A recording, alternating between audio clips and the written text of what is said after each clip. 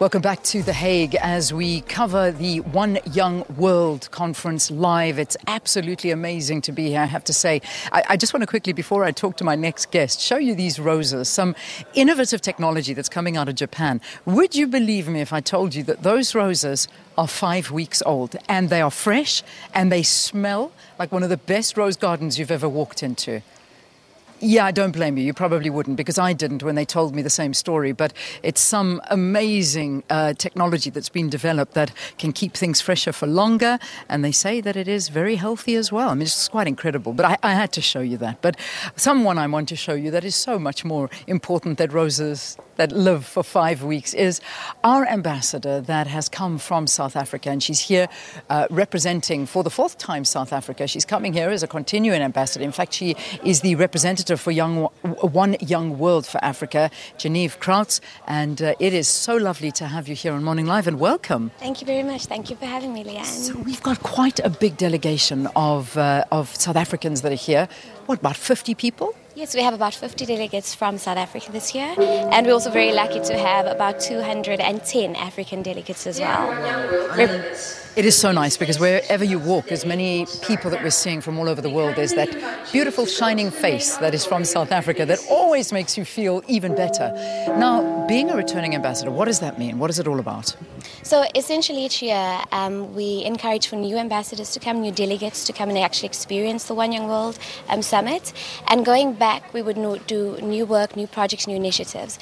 But as a returning ambassador, I found coming back to the summit year after year, I'm able to improve on the projects I have, because the network that we are afforded, exposed to just at the summit itself is invaluable. I was able to start a youth foundation called Marilla Youth Foundation, where we work with orphans, but also because of the exposure I've had at the summit, we're also able to focus on skills development for unemployed women as well. Yeah, that's incredible. Now, if I may, and this is probably from a selfish opinion, what I've been seeing this year has blown my mind. This is your fourth year attending One Young World. How does it compare? I mean, just in terms of some of the things that you've seen and heard. I mean, you were telling me yesterday during that very difficult panel, which also had me emotional. I had tears rolling down my cheeks when it was all about the sexual violence. It was heartbreaking. But in terms of the content this year, how would you find it? I think the content is always relevant, and it gets better with every year.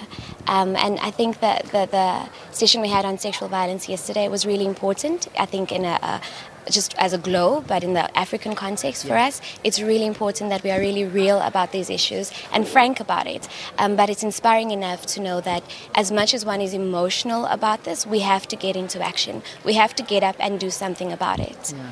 You know, this space I have found to be a very emotional space, and a space where it's free. And that's what I'm really loving, is that some of the speakers have spoken on many platforms before and they've never broken down. They're very, very strong. However, when they get onto that stage in front of thousands of people, particularly young people, this is where they just let go and feel at ease. Yeah, I think with some of the stories we hear, it takes an enormous amount of courage.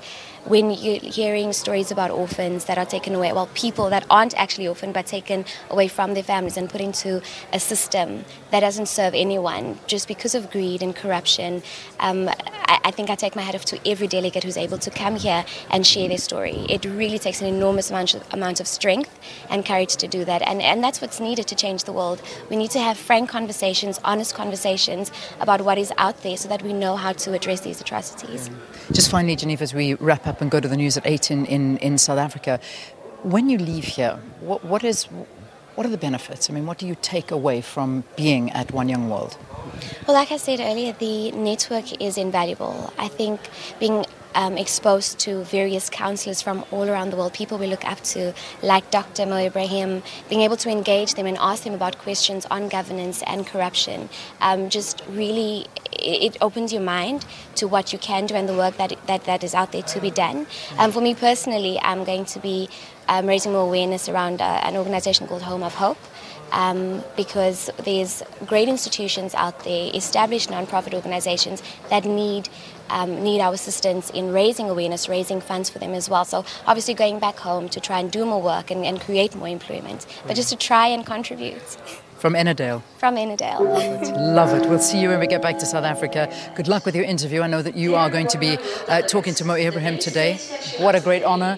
I don't know if it's for him or for her, for you, because I think just to be in your presence is amazing. Thank you so much for talking to us. Say hello to your mother, by the way, because I know she's watching. Hi, Ma.